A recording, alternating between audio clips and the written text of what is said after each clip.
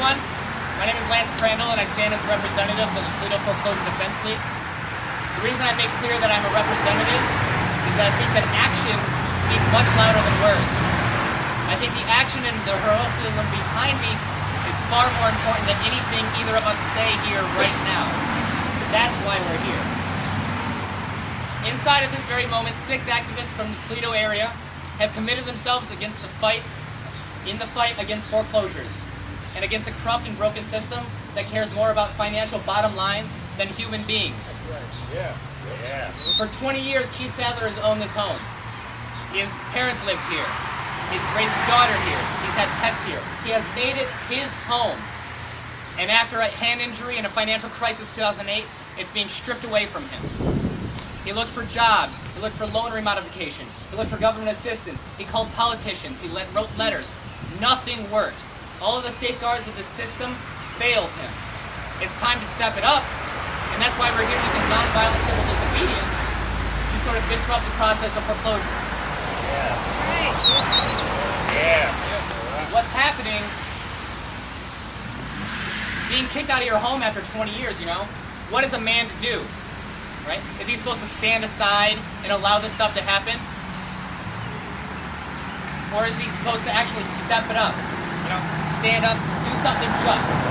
Damn the consequences, allow the cards may fall where they may. What's surprising is not that Keith and the people inside actually took a stand. It's that so few people in this society do take stands. Too often do we forget that we are the masters of our own fate. It is we who build the roads, clean the dishes, take out the trash. We drive the trucks, grow the food, cook the food, and serve the food. We are the students, artists, homemakers, and unemployed with the power to radically shape this society in a new direction. Imagine it, a new society based on common mutual aid, common respect. A society where resources are used to benefit the needs of the people rather than to be built like how by investors. Need them people. Where decisions are made by the communities that those decisions affect. We are the ones who have built America for the rich and powerful, and there's no reason we cannot use that power to shape it for ourselves, in our own families, in our own communities. That's why today we look to the bravery of Keith, Connie, Nick, Terigian, Dan, and Jessica, and the rest of the Toledo Foreclosure Defense League, and allow that heroism to be a catalyst within ourselves. Let their example be our guide, our inspiration, the radical departure from our own lives. To finally stand up and say, I'm mad as hell, and I'm not taking this shit anymore. All right. And just as the moon rises and darkness creeps over the land, so too will the sun rise over America, dawning a new day, a new era, a renewal of the abundant life in all that is beautiful in this world.